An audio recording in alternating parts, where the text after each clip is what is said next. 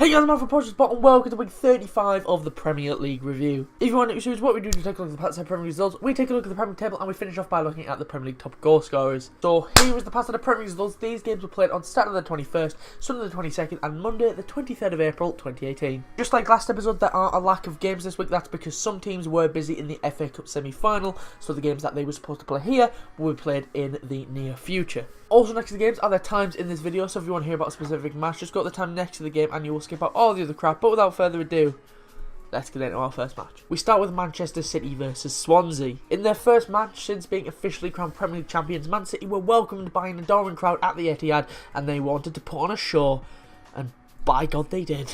Man City took the lead in the 12th minute when David Silva put the champions ahead. Kevin De Bruyne played it into Raheem Sterling, who timed his run to perfection. He then cut the ball back to David Silva, who took a touch before sweeping the ball into the far corner. And Man City doubled their lead 5 minutes later when Raheem Sterling went from maker to scorer. Lovely pass and play from the champs as Fabian Delph and David Silva play a 1-2 that carves open the Swansea defence, and Delph found Sterling in a ton of space, who tapped home from close range. And Man City got their third 10 minutes into the second half when Kevin De Bruyne got the goal, and what a goal it was. Swansea tightened up defensively in the second half and Man City couldn't pass it through them, so the creative genius that is Kevin De Bruyne did something a bit different and just smacked it from miles out when his effort darted past Lucas Fabianski and into the back of the net. And Man City got the perfect chance to get their fourth when Raheem Sterling was fouled in the box by Federico Fernandez, and the ref immediately pointed to the spot. Looked like a bit of a dive to me. Sterling was pretty much already on the floor as the challenge came in.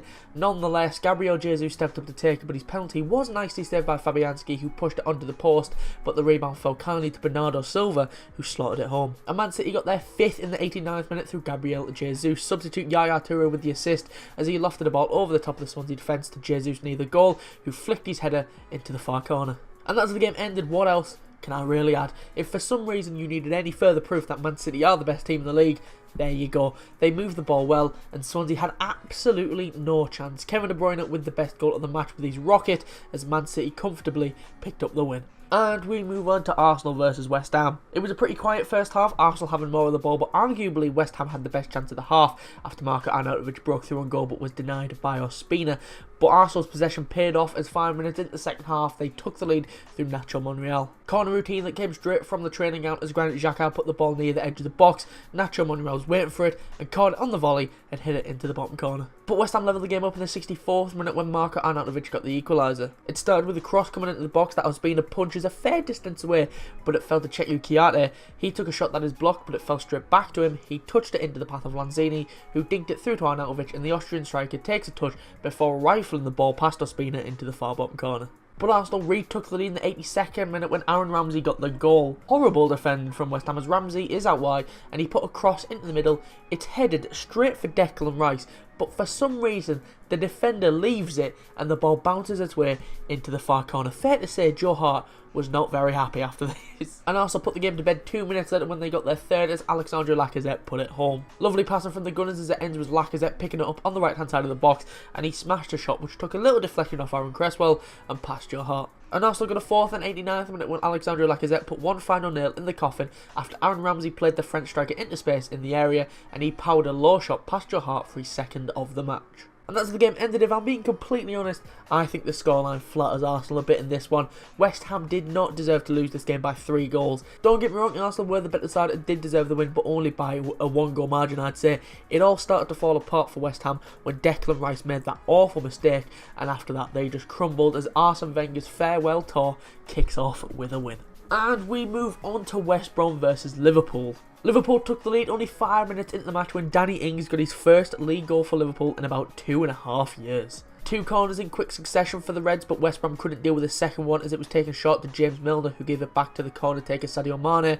Mane easily goes past his man before drilling it into the box to Gini Wijnaldum. Wijnaldum just touches it, lays it off on a plate to Danny Ings, who fires home past the helpless Ben Foster.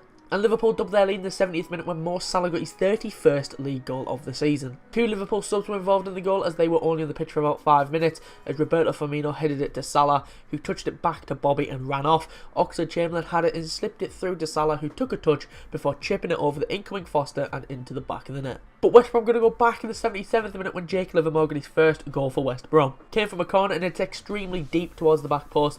Virgil van Dijk can't quite get it away, a few touches here and there, but it's Livermore with the vital one as he bundled it into the net. and West Brom level the game up in the 88th minute thanks to Salomon Rondon. Came from a free kick in a crossing position, and it's a lovely ball by Chris Brunt, and making a darting run towards the front post was Rondon, who powered his header past Karius. And that's how the game ended. A well-earned point for West Brom, who in the second half were the better side. And I don't know whether it was the players or maybe something with the pitch, but in the second half some of the passes were just bad. The ball was bobbling all over the shop. Sometimes the ball just randomly slowed down. I'm not making excuses because it happened for both teams, but it was really bizarre. Liverpool looked comfortable for most of the first half, but in the second half West Brom really pushed them high and they got the better of the Reds. And you've got to think the caretaker manager of West Brom, Darren Moore, is unbeaten in his time with the club and he's faced tough opposition. So surely this man has got to be the front runner to get the manager's job when West Brom are in the Championship next season. And we move on to Stoke versus Burnley. Stoke took the lead in the 10-minute mark when Badou Ndiaye got the goal. Mame Diouf had his back towards goal and he just touched the ball into the path of Ndiaye,